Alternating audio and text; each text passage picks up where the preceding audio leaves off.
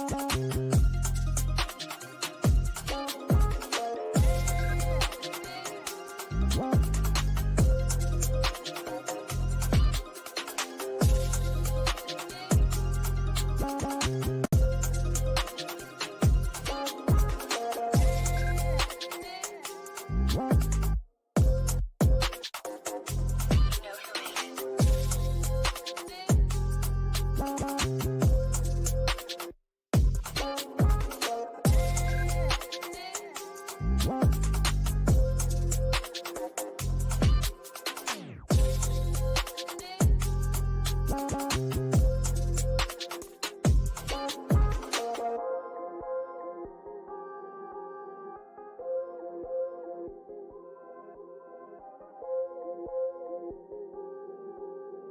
know who made it.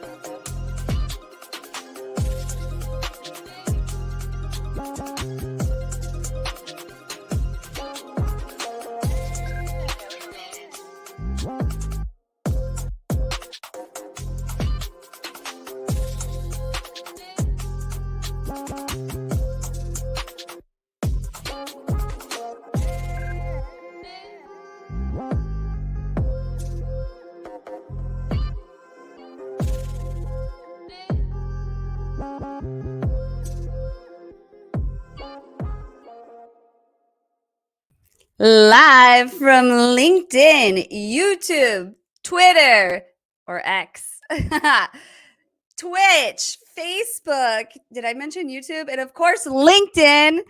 It's Reveting's Whiskey Wednesday, revenue party people. Welcome to the show. Of course, we've got hot topics, hot prizes, and even hotter guests as always every Wednesday at 9 p.m. Eastern Time. And I have all the comments or the things you need to comment to win, to enter to win the prizes we have tonight. But let me get into that really quick. We have some brief announcements. So, of course, if you like what you see tonight, come on over and subscribe to the newsletter. We'll do a recap of this show in the newsletter next week and also let you know what's about to come up. It goes out every Wednesday. So definitely subscribe to the newsletter. If you didn't notice on the topics with the video, this is what we're talking about today with the guests you're going to meet here very shortly. And of course, the awesome Lydia. Welcome to the show, Lydia. Happy Wednesday. Happy Wednesday. You are the best co-host. Thank you so much for joining. Yes. It's like the highlight of my week, especially now when I don't have like a real job to report to every day. I'm not working my tail off with the Ruby project and landing my new role. But yeah, this is literally the best hour of my week. Aw, thanks for saying that. Can you tell everyone about the Ruby project? What are you doing over there? Oh, it's kind of the brainchild of a couple of marketing friends of mine and me, Shannon Yost and Allison Little. I mean, we really just noticed this big gap between sales and marketing and then the gap in enablement. And so we wanted to create something that could really help enable salespeople with, courses, coaching, consulting, whatever they need to be successful. So I do have a special offer for you guys. I'll remind you later, but anybody who's attending the show tonight is going to get 20% off of our email course. I'll put the promo code in the comments. Let me know if you have any questions. But yeah, it's called The Project because it's our side thing and it's taken a little bit of building, but we're really excited and proud. I'm proud of you too. That's awesome. I love that you've launched a course and thank you so much for sharing 20% off. That's with everyone in the audience? Every single person. I'll put the code in the chat for you. Oh, thank you, Lydia. And then of course, somebody will win a totally free course as one of the prizes. But let's spread the winning for everybody. Yes, so 20% off for everyone, and then I'll show you the prizes here in just a moment. But of course, I love Latote, so if you are a lady, you may want to check out Latote. It is an app that curates the clothes that I wear. It's My pink suit is from Le Tote here. I'm actually not wearing Le Tote tonight, but usually I do. And right now I'm just waiting on my next box to come. But it curates everything based on size and style preference. So I'm a big fan of it. And you can get a free box here that you can try out. And if you don't like it, you just send it right back. But I'm a big fan of it. And Reveting, we are signing up clients for our unique approach for live streaming and podcasting. And as we do with Whiskey Wednesday, we help other brands do the same thing. So if you're looking to build your brand through the personal brands of yourself and your employees, one really great way to do that is through a live stream. And if you're going to do a live stream, you might as well repurpose it for a podcast. And if you're going to do a podcast, you might as well first do it for a live stream and put it in front of your audience where they actually are on LinkedIn or these other channels. But speaking of that, we're on multiple channels tonight. So if you're on Facebook, let us know. YouTube, let us know in the comments, where are you tuning in from? And I'm going to bring Lydia back up here for this because she always even says it better for me. But we've got like one more spot for one more logo, maybe for Q4.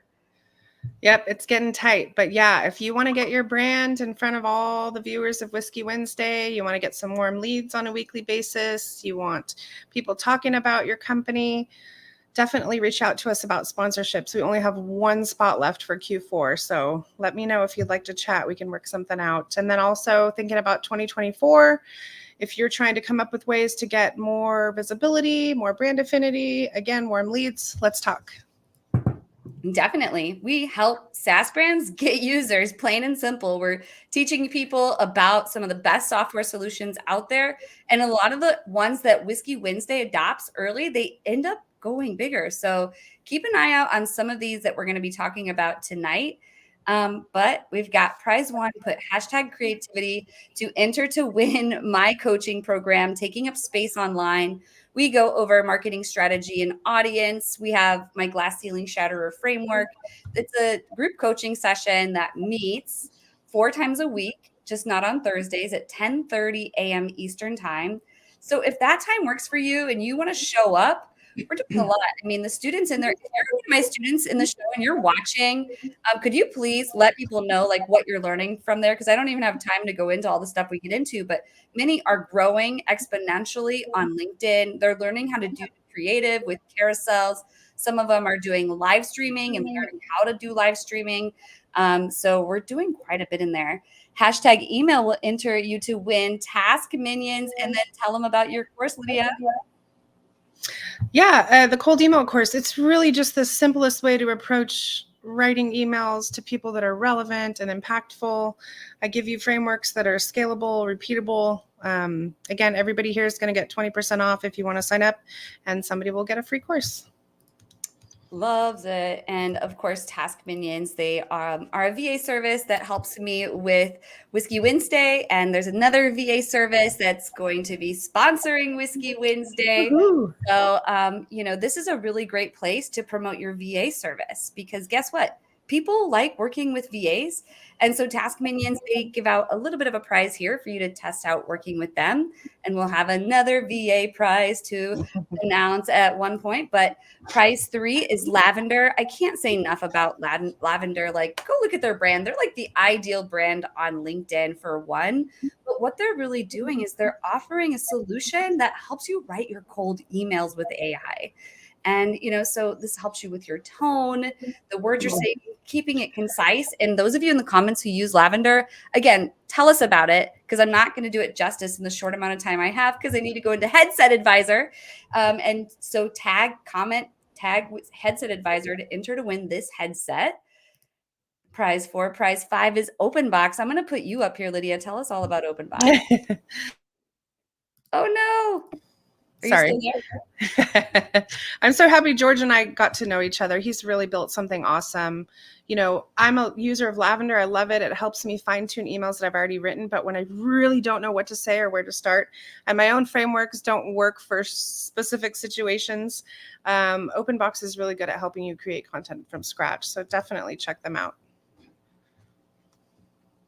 Awesome. And I just lost the back of my earring, so it's probably going to fall out during the show. But hey, let's move into prize 6. So Page.io. This is going to be actually from one of our guests tonight. So I'm going to save this one and let him explain it. And then we have 1 month free of Salesfinity from our other guest who we get to bring on here in just a moment. And next week, this is the last thing before you get to see our awesome guests. These are our guests for next week. So tag them if you know them. Otherwise, go follow them. And I'm going to pull up our faces so you can see them and get our guests in here. Welcome to the show, Mavlon Beck and Neil. Thank you so much for being here. Thanks for having Jesse. us. Hi, Lydia. Thanks for having us. Hey. Absolutely. So if you could, I'm going to pull up a clock for 2 minutes. Mavlon Beck, could you fill up that time and tell the audience who you are as much as you can about your story? People want to know your founder story. Like, where are you from? Like, how did you become who you are so that you could create this awesome tool? Yeah, thanks for inviting me. I'm very excited to be here. My name is Mavlon Beck, and originally I'm from a country called Uzbekistan, and I studied there, and then I was studying law there, and once I realized it's not for me, I decided to go to a business school where I started learning, and there I decided I need to move to United States because all the tech is happening, because I learned about a place called Silicon Valley, and it sounded so amazing. So I decided to move to California when I was 20, leaving behind everything, friends, family, everything that I had, and starting my life all over again. So it was a little tough in the beginning, but I came with all the passion and dreams and started studying here, doing businesses, some success and some not. And one of the businesses I started was called the Research AI. Basically, it helped marketers to write content at scale. Right now, everybody knows about ChatGPT, but 2 years ago, 3 years ago, nobody knew about it, and I had kind of waitlist access to it. So built a tool with that, and that tool was really successful, and later was acquired. During this process, I learned about the challenges of B2B prospecting, and that's when one of my friends suggested, we were brainstorming and had come up with the idea for Salesfinity. And basically what we do is help SDRs and account executives generate pipeline at scale, have 20 to 30 call conversations on the phone every single day. And yeah, this is about me so far. That's awesome. Thank you so much for sharing. And you didn't even take up the whole time. So, could you tell everyone really quick about the prize that you so gratefully shared with us tonight? I'm very grateful for it. And there's one lucky winner who's going to get it. So, what will that include? Yeah, absolutely. We are giving away 1 month of free subscription to Salesfinity, so you can use it, make lots of calls, get lots of prospect conversations, and generate pipeline. And it's gonna be really awesome. Cold calling's hard. So, anything that can make it easier, I'm all about.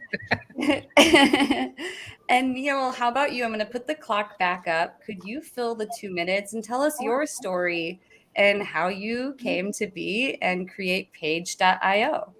Sure. So my name is Neil. I'm the founder of Page. I guess it all started in college.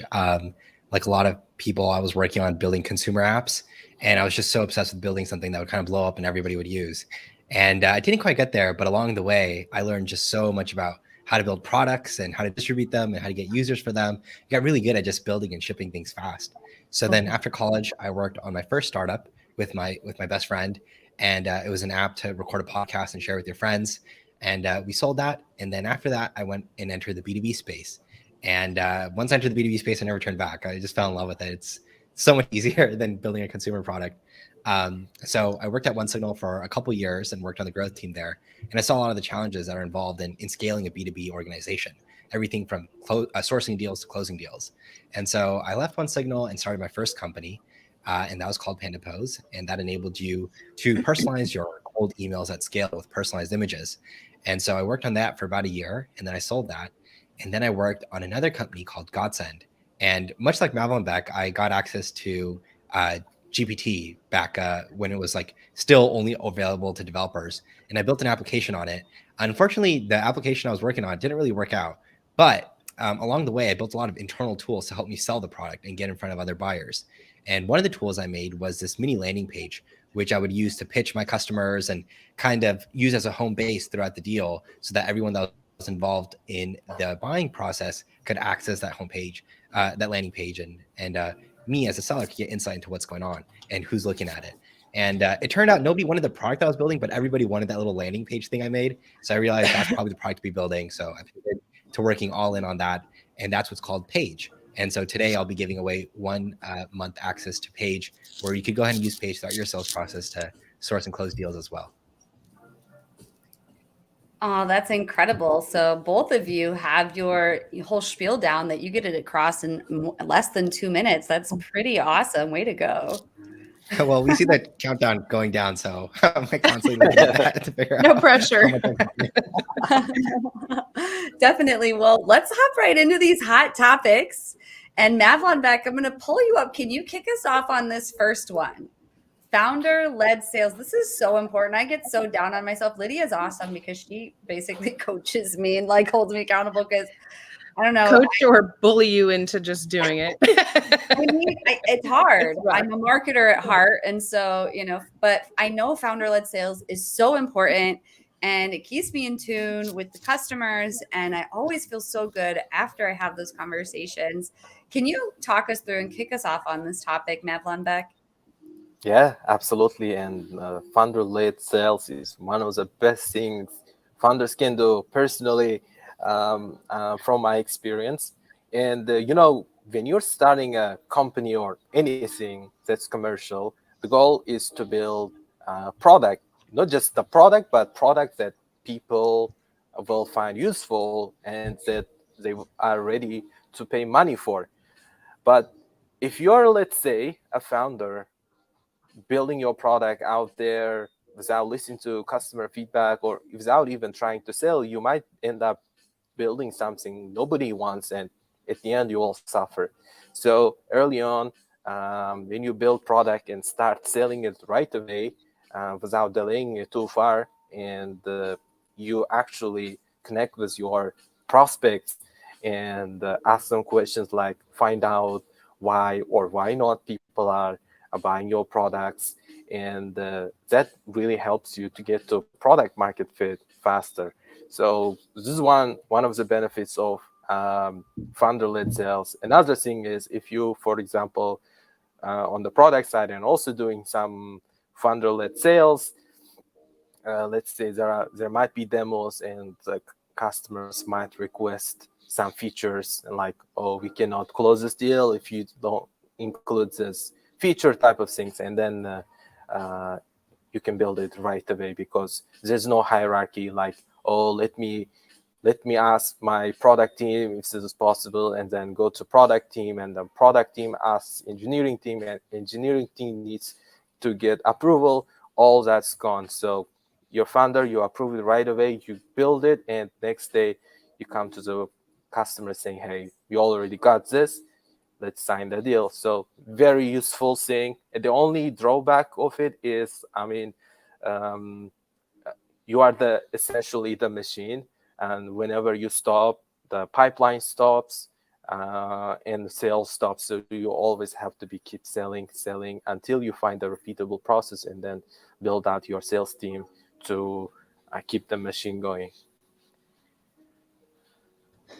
Hey, I have a quick question, Mavlon Beck. So, it comes down to process and being able to scale, but like how many, I think, I've had a lot of conversations with founders where product market fit is hard to confirm with like 2 or 3 customers. At what point do you think it makes sense to pull in a sales team? Like at how many customers or what revenue kind of tier, or is there an answer to that? Yeah, it's a good question. To be honest, I don't know exactly when you should start, but for us, we already have hundreds of people using our software, and we're still doing founder-led sales, and now starting to bring on the other sellers because it's becoming quite unmanageable to do There's all of only that by one you. ourselves. Yeah. So Awesome. I mean, it really depends. I mean, 2-3 customers, POCs doesn't mean you have a product market fit.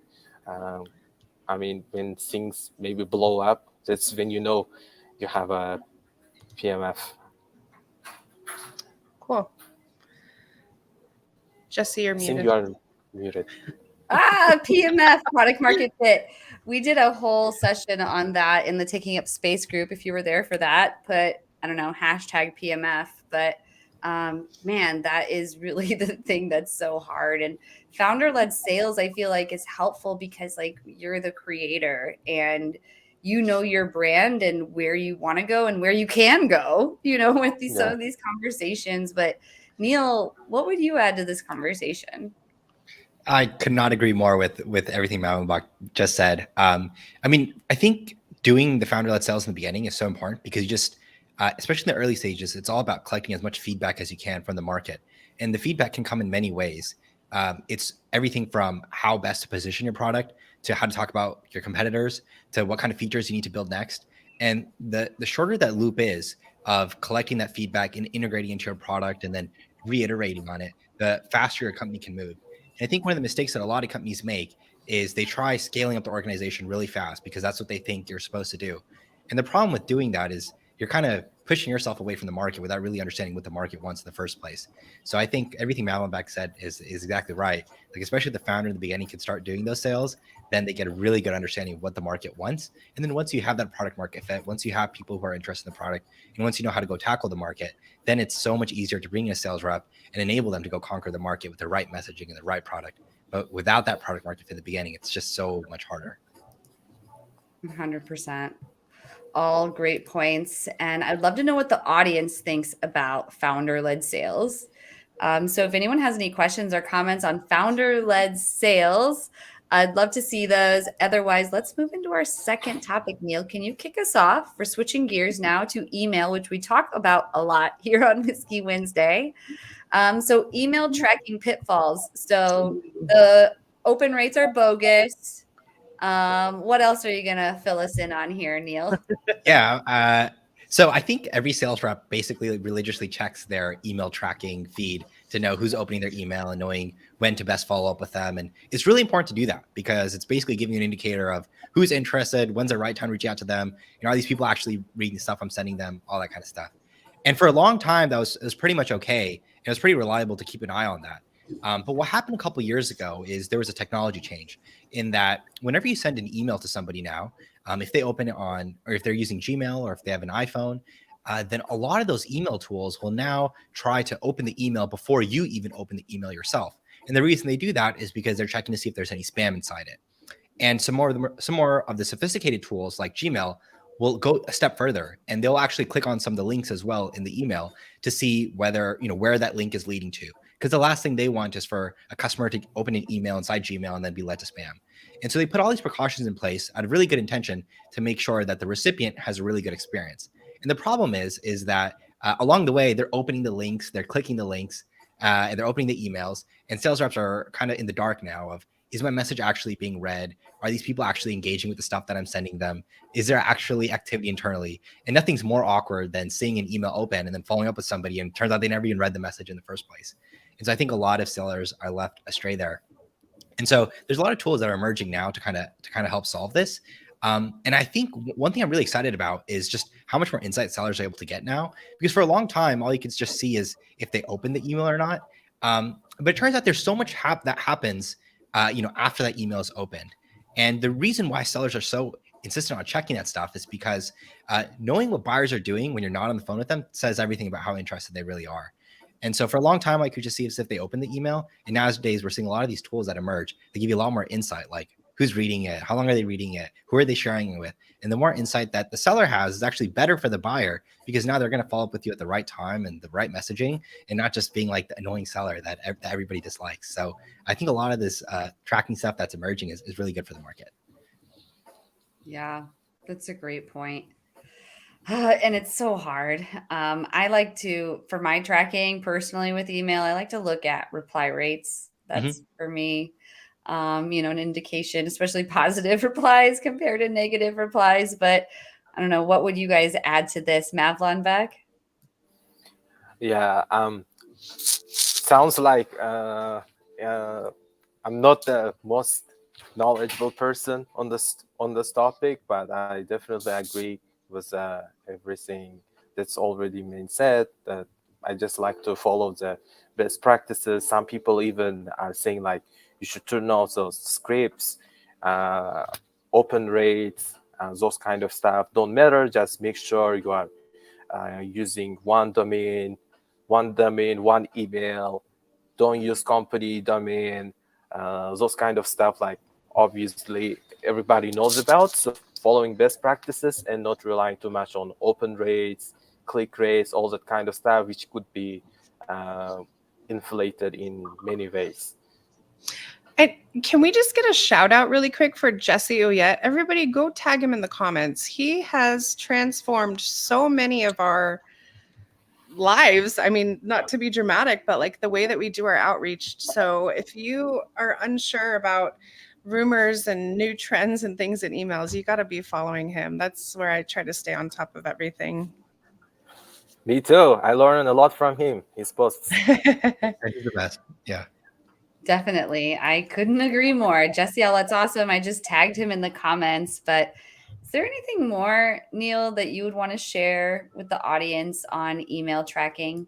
Yeah, you know what's interesting is for a long time everybody was embracing these tools, and I think Jesse will be the first to tell you that one of the best practices now is to kind of just get rid of like this email tracking in general. So all these tools kind of out of the box say track email opens, track link clicks. That stuff is actually really, really bad for email deliverability because now Gmail knows that you're trying to throw in all these little gimmicks in order to get some more insight into what's going on, and it can really be used in the wrong way. And so not only is it misleading, but it can also hurt your emails in general. So I highly encourage everybody to turn email tracking that everybody sees that's common right now in most of these apps, like tracking opens and link clicks off, and try switching to another tool that gives you a lot more insight, but does it in a way that doesn't hurt your email deliverability.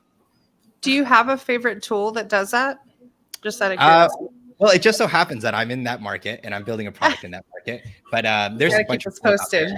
there's a bunch of tools out there that are trying to conquer this or work in the space. Very cool. We have a tool that will be doing that. That's sponsoring Whiskey Wednesday. We'll be announcing soon for Q4. So I am excited to work with them. They're going to be awesome. So can't wait for that.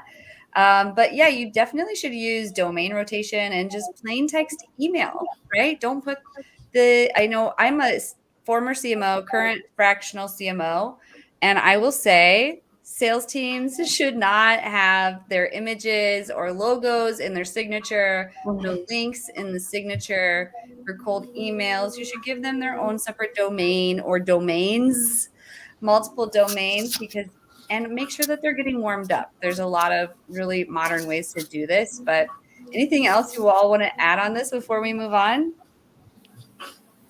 I think we covered a lot of it. Yeah, we did. Okay, well then we have some more hot topics that we'll get into. Make sure that you're entering to win these hot prizes, which includes, different coaching programs, courses, and software licenses. You'll have some more time to enter to win because we will be giving the prizes away at the end of the show. But before we get into topic 3, let's hear a brief message from one of our partners. Want to build a website but don't know where to start? Visit brittanyhoncomp.com and watch my free Build Your Site Right video. Follow my step-by-step instructions to build your business's website on a solid foundation that can scale as you grow.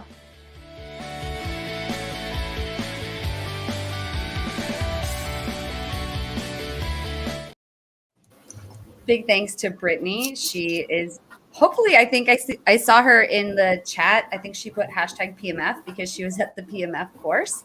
But yeah, she's awesome. If you need help with your website, definitely reach out to her.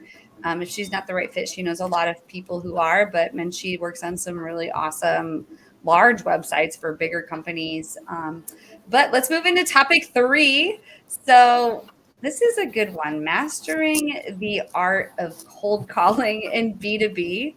So, Mavlon Beck, this is so hard for so many people. I know Lydia, she and I talk about this a lot. I struggle with it. How can we master this? What do we need to know? Yeah, great question.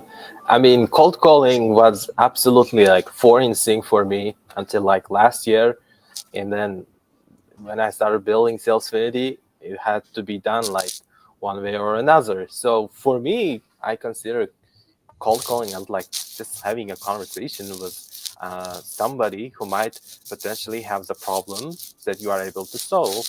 Basically, like you come with a point of view about somebody's problem, like ask them if they have that problem and validate if they have, and then try to book a meeting with them.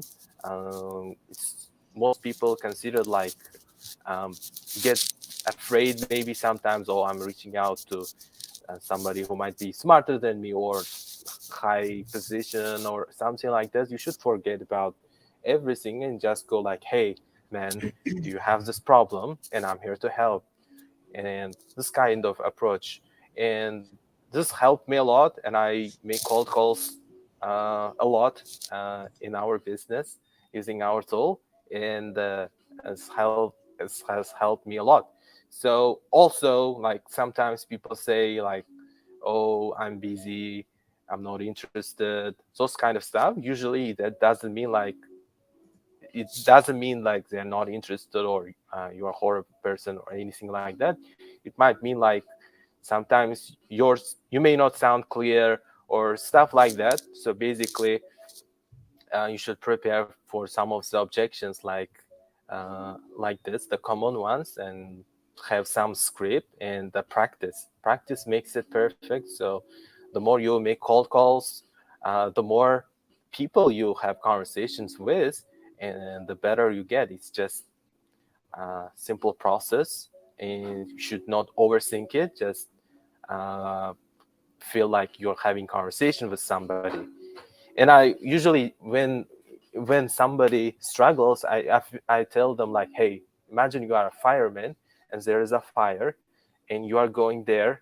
Don't be afraid, you are there to help them to set out the fire, and they should be very happy that you actually uh, visited them. So that's kind of, if you think about like this, maybe it could make it easier to make cold calls. Looks like we got a comment from Jenna here related to what you were talking about. What if you're in a market like me, payment processing, where those you could call don't see any issue in their processing? If it's not broken, don't fix it. I mean, it's sometimes it's about the messaging. So for that, you should test out different value propositions, and everyone has problems in their lives. The question is, are you using the right words, and are you touch basing on the right problems? Because some problems are worth solving, some problems are not worth solving. So your job is, if you're selling something, test out different messaging, different value propositions, different problem statements, and once you find the winning one, uh, you're just gonna scale it up. It's kind of like running ads, for example. You never know what works. You just need to A/B test different creatives, and then and something will click. That's I would funny you say that because I've called cold calling to some people who are against it. I'm like, just think of it as a calling advertisement. You're not going to close a deal, but you're getting another impression. And Yeah. I still stand by that. But what were you going to say, Lydia? I was just going to say it's really important. A/B testing is critical, right? To figure out what's working.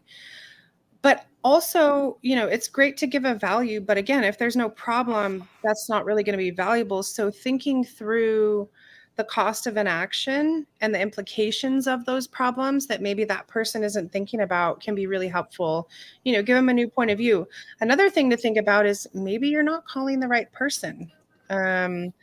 I've often found that like certain titles that I think would be a slam dunk just don't care enough about the big picture. Not that they don't care, but it's not part of their job to care about the implication of whatever challenge it is. Maybe it's their boss's concern. And so test out different titles, different value props, different problem messaging. And like Madeline Beck said, A/B test until you figure out what works.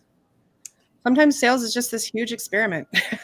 Oh, I just said that in coaching today too. It's like, think of marketing like the scientific method, and you have Yeah. a hypothesis or an exploratory question, and Test it out. you're gonna go figure out how you're gonna test it. You're gonna set your goal, like what are you looking to accomplish here, and Mhm. then you're gonna go out and do it and give it some time. But yeah, anything else you all want to add on this topic? I mean, we could probably go on a little I could go on longer. all day. I know, right? Anyone in the comments have any more questions on cold calling? Who here does cold calling? Like if you do cold calling in your day-to-day, put 1 in the comments. If you've never made a cold call in your life, put 2 in the comments. So if you're doing cold calling right now, I guess, or ever, like, so you understand it. So maybe you've been a BDR at one point, put a 1.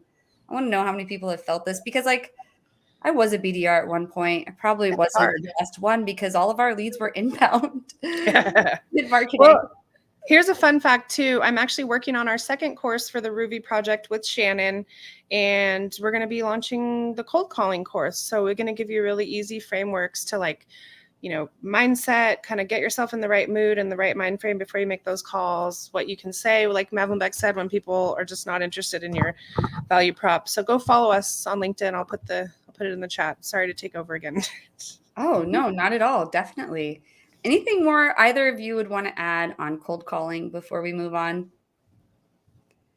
If not, I'm going to take us into our 4th topic. So crafting shareable follow-ups for better outreach.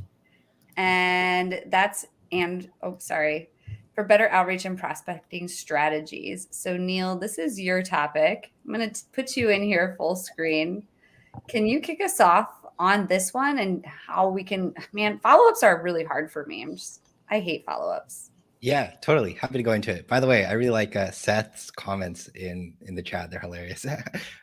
Okay, so I think one of the mistakes that a lot of sellers make is they don't put enough value into the way they're following up with their buyers after a call. It turns out, and I think it's my opinion, that a lot of the buying that happens when somebody buys your product is not actually during the call. It's what's happening between each calls or after each call. And the reason for that is because that's when they're taking time to evaluate your tool internally. Your champions are taking, the pitch that you share with them, and they're sharing it with their buying community, with their managers. And there's a lot of things you want to get right in that process. The first one is just making sure that they're championing your tool in the way that you want. So they're talking about your product in the way you want. You've made sure that that you've identified all the right pains that are going to resonate with them, and you're sharing that with them. So that way they can take that internally and really sell it to the rest of the company. So it's really about just empowering your champion to sell internally within the company. But there's also other factors at play. So for example, what happens if now's not a good time for somebody to buy from your company? And maybe 6 months is. You want to make sure you give them some sort of follow-ups. That way they can come back and check in on that. So that way they can still keep that deal moving forward. And so there's so many factors that go into making sure that you're enabling your buyers to sell you internally. But I think an even more important part of that is you as a seller getting insight into what's happening once that happens. And so again, I think, we talked about email tracking, and just keeping an eye on when is the right time to follow up with folks is important. But I think the more data you can collect behind that, the better you can do at selling. So for example, rather than just knowing if somebody's opened your email, I think you want to get a lot more insight into who's viewing it and how much time they're viewing it. So that way you have a better insight into who to be following up with and when's the right time to follow up with them. So it's not just about sending them the right follow-up, but it's also about making sure that you're following up with them at the right time and you're following up with the right people. So again, give people a really good follow-up, and I can expand on that if you'd like, and what goes into a good follow-up, but also making sure that you're getting insight into what's happening after you send that follow-up so you can make sure you're on top of that deal. Sending the right content at the right time frame really matters too. I know someone was telling us today, Jesse, that they were getting follow-up messages on how they were liking a product before they had even signed the order. I got a call from somebody who asked how I was enjoying the product that I'm not even using. So that can be really kind of make or break for your brand. Yeah, I think you want to follow up with people when they have you top of mind. A lot of times we follow up with people just because, we got a calendar reminder saying it's been 3 days and they haven't replied, or, it's been a week and they haven't replied. So let me go ahead and follow up with them. And the problem with that is you're following up with people, which is good, but you're not doing it when they're thinking about you. And so it's all about increasing the chances of following up with them when they have you top of mind. So the more insight you get into when they have you top of mind, the better off you'll be. Man, what do you do with follow-up, Mavlon Beck? What's your trick? I follow up on the phone most of the time.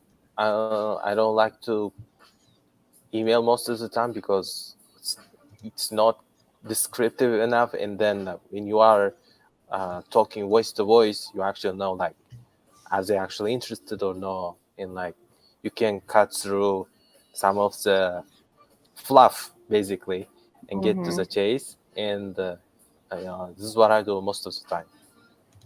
That's so true. There's nothing more powerful than just picking up the phone and having a conversation with somebody. I mean, tone can be misconstrued in email. Exactly. You're asked, yeah. Definitely. What do you guys think about like audio messages on like a LinkedIn DM or WhatsApp DM? I try to stay away from those as much as I can. I always thought it was pretty clever, right? It's like a different way of reaching out to people, and it stands out, and it's different than like a message. And then I've gotten audio messages, and it's like I have to basically sit there for 60 seconds and listen to it, because especially on LinkedIn, I can't even listen to it at 2x speed. And then they'll send me like 3 of them, so I'm just listening there for 1 minute, 2 minutes sometimes, and they could have just sent me like a sentence or some bullet points. So I think it's good if you have a lot of information to share, and that's like the only way you can share it. But I think always thinking about how do I share information so that my recipient can consume it as fast as possible is more important. Yeah. Okay. Well, that's a great point. I like to use the LinkedIn DM like audio thing, I guess, not to like follow up on a sale though, but to like acknowledge someone who might be in my audience, but it's just like, I'm trying to have a conversation. Like, what do you guys think about that? Yeah, it's a great way to break through the noise, that's for sure, and connect with people. They see more than just your face and some text. They see some audio. So I think you're totally right. Like it humanizes the message. Yeah, I don't know. I go back and forth, but in terms of follow up, it's so hard. I want to hear from people in the comments. Like, what are you guys doing to follow up? What would be your suggestions to me to help me with follow up? I'm going to hand that one over to you, Lydia. Like, man, I was getting so like giddy the other night, right? When we were doing follow up. Because I was just getting so nervous, and she's like, just send the email or send the message. And I was like, like, because we get so caught up in like, what do I want to say? And it's like, what do you want to say? Just write it all out, and then go back with the delete button and take out what's not adding value or what's not impactful. I think sometimes we just get so obsessed with like how an email should be written or how things should be said that we kind of get away from like, just what are you asking for? Just say it. What's the worst that's going to happen? Somebody's going to say no. Well, it's not the first time and it won't be the last. So definitely. Yeah. Well, any last tips for the audience or any last questions on follow-ups? Man, we really haven't talked about follow-ups a lot on Whiskey Wednesday, actually. I haven't. This is a really good topic because, man, it is hard. Can we just eliminate the thoughts ? From like everybody's strategy? Nobody wants to get that. So that's one of the do not ever do things. Yeah, I never respond to those. Yeah. I have a funny tactic. Like I've tried so many different ways of getting people to come back from the dead when they've ghosted me. And by far the best strategy is just to say their name. So I'll say like Lydia with a question mark, and that works so well. I was doing some email coaching yesterday with Hunter Thompson from Proposify, and he had that in his sequence, and I was like, get that out of there now. And he's like, this gets the most replies. And I was like, you know what? If it's working, then do it. Yeah. It's short, it's simple, it's personalized, I guess. So in a funny way. I mean, when I get emails like that, I'm just like, oh, you're so rude. But it depends on who you're reaching out to, right? So back to Mavlon Beck's thing is A/B test everything, right? Yeah. I also used this one. Did you give up on this? And I got always get responses on that. I think it's from this Never Split the Difference one, the book, negotiation book. Yeah, Chris Voss. He shares a lot of good stuff. So I used this and it was really helping. That's awesome. That is Do you- awesome. There was just a question about Loom or Ooh, let's go back. Who had a Loom I think question? it was Jenna.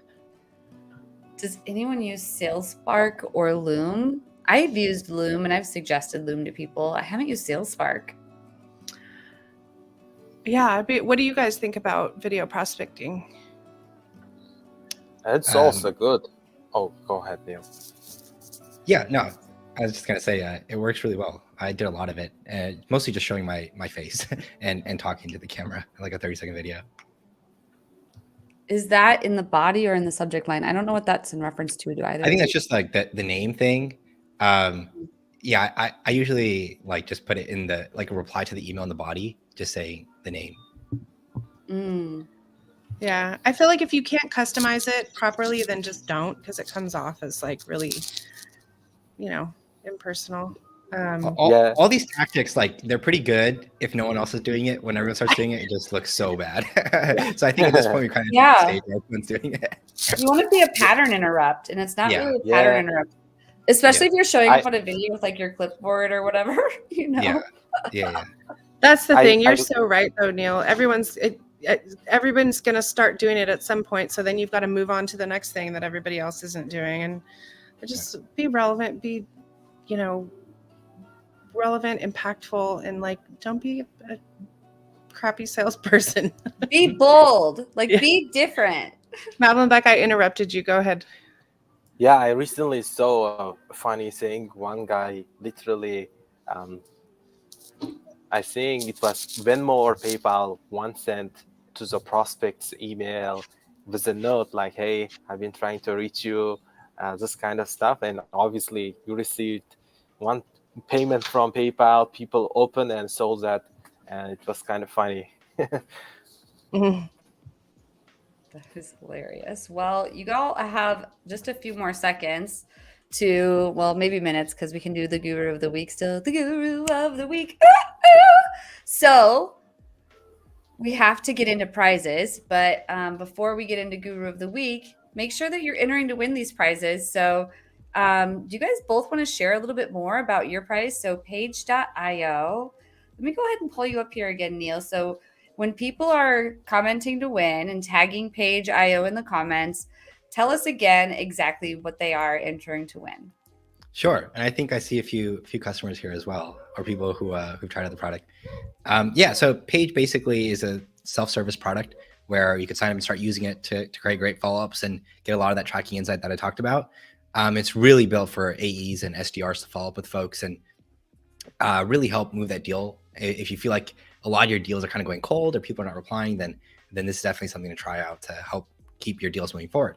And so today we'll be giving away 1 month free of Page. And so you can use it all throughout the deal cycle, use it as much as you want, and hopefully start closing more deals as we wrap up the quarter.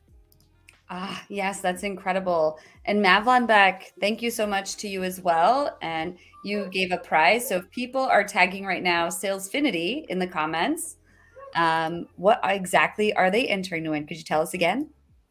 Yeah, they are entering to win 1 month of subscription for Salesfinity AI Payroll Dialer, which they can use to make more cold calls, speak to more people, and generate pipeline for them. Book a lot of meetings. Yes. Book a lot of meetings, y'all. We need that. Who here is feeling the end of the quarter? Let's put a 1 if you're someone who's like, on the deadline and you like have to think about the quarter. Look, my earring fell out. I'll just take the other out. And if you're not, so if, the quarter, if maybe you're in another position where you don't have all this pressure on the quarter, put a 2. But for anyone who's putting a 1 and you're really on the deadline for the quarter, just know that we're all here sending you some love. Let us know what we can do to support you. You have a few more days left. If you need to join a community, I know a lot of free ones. I personally have the Women Wave Warriors, and you can join that. Of course, it's just women. That's in WhatsApp. And then we have a Reveting community in Slack, which is men and women and everybody. So yeah, come out and join us if you need support throughout these times. But, I like to encourage people to celebrate your wins, even your small wins. If you don't win any deals, like waking up is a win. Like, we have to wake up and just be happy to be here. And, we're not all going to win them. Times are a little bit tough right now. If you're struggling in sales, just know it's not just you. But I'm giving you a few more seconds to enter to win these prizes. But we need to get into the guru of the week. Ooh, ooh. So, Neil, who do you think everyone in our audience should go follow immediately, and everyone should tag and just totally spam on LinkedIn right now by tagging them in the comments? Who's a comer? Yeah, I really like Matt Binder. He is a AE at Salesforce. I think if you look up on LinkedIn, it's MattHewbinder. He's also doing like a live show now on I think Tuesdays, where he's helping sellers get really good at selling and bringing together the best AEs. So, and I actually started talking to him before I even started working on my company, and he had just so much great feedback to share with me. So super nice guy, super helpful guy. And he has some hilarious memes and posts that he makes as well on LinkedIn. So definitely reach out to him, talk to him. He's amazing. That's awesome. I just tagged him in the comments. So if anyone else wants to tag him, that'd be awesome. Go follow him. And Matt Beck, how about you? Who would be your guru of the week?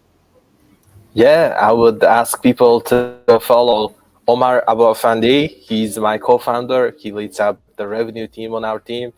Very smart, very energetic, hardworking guy. So follow Omar Abu Afandi.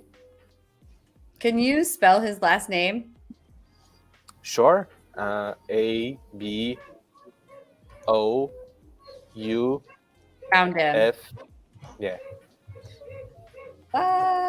That's awesome. So other guru of the week. That's awesome. That's the guru of the week. Woo-hoo. So congratulations to both of them. If everyone could just tag them, and then as you tag them, just go follow them, because it sounds like they have really awesome content. And let's go ahead and give away these prizes. Yay. So many this week. I'm know. So excited. Get started here. Let me share my screen. We'll go ahead and start with prize 1, which was my coaching program. There are 5 entries of people who put in creativity. So who wants those free 30 days of the group coaching session? Where's our music? Jenna! Oh my gosh, I'm so excited for joining, Jenna. Congratulations. Thank you so much for being here, Jenna. And we will follow up with an email. So just, FYI for anyone who wins, if you do win, then we will collect your email at reveting.com/winner. That's where you can go, Jenna, and fill out that form. And then my VA will have your information, and they'll connect you with me, but I know you, so I'll be connected with you anyway. But for those other prize winners who are about to win here in just a moment, that is the steps you need to follow as well, just so we have your email and can connect you.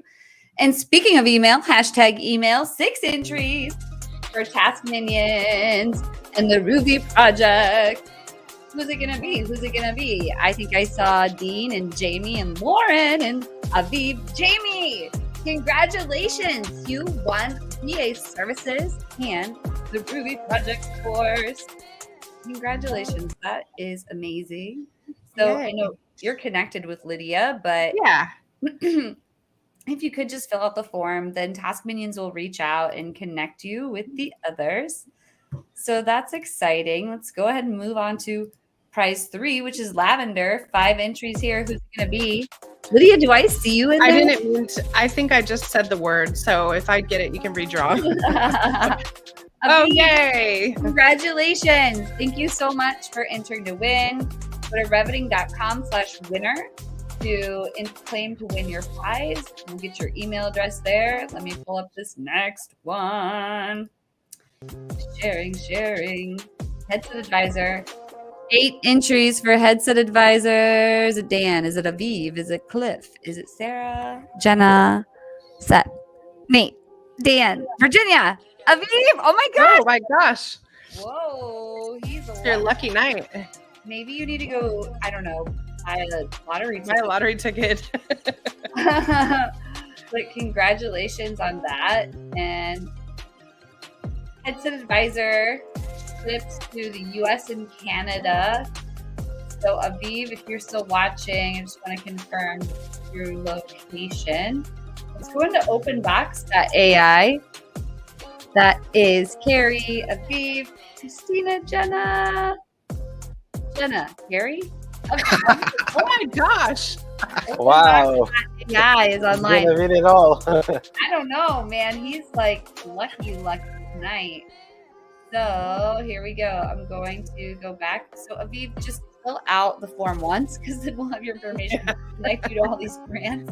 You're going to have like the whole tech stack you need right here. I mean, it makes our job a little easier. So last prize. Who's going to win this one? Paige, 6 entries. Wait, did we do Salesfinity yet? That might be one we still have to give away. No, that's number 7. Brittany, Christina, Nate, Brittany, congratulations. Oh, yay. You are the winner. So excited. Was that for open box or for Paige? Paige. That one Okay. was for Paige. Yes. And let me move on to the last prize to give away. Salesfinity. There are 8 entries for Salesfinity. Who's it gonna be? Jamie, Dean, Carrie, Aviv, Nate, Jamie, Jenna, Brittany. We got some triple and double winners tonight. That's Nice. awesome. Congratulations. And let me just check that we have done all of the drawings, and that is it. Congratulations to all of our winners. So excited So for all of fun. them. Yeah, so visit reveting.com/winner if you won once again, and we will connect you via email. Aviv says WTF. He won.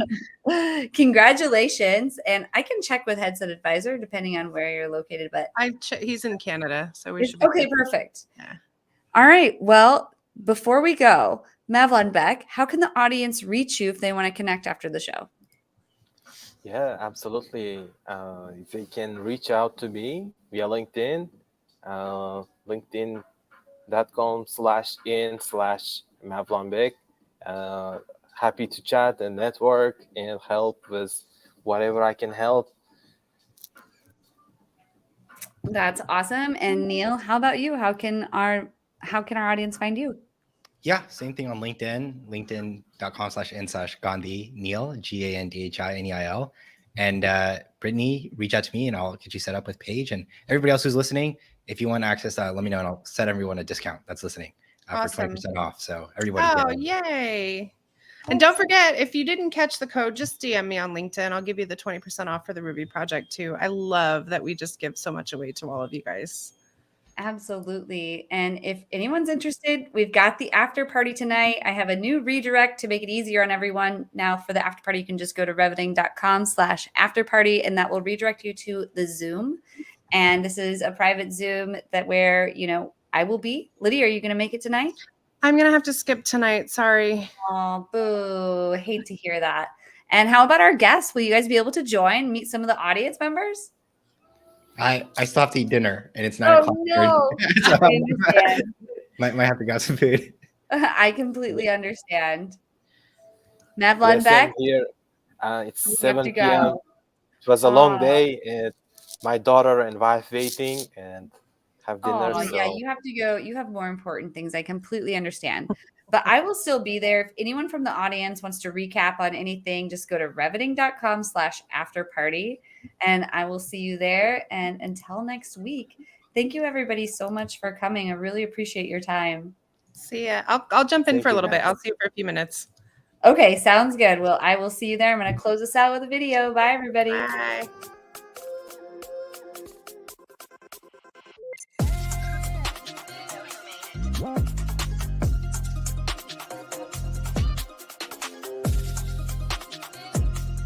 You know who made it.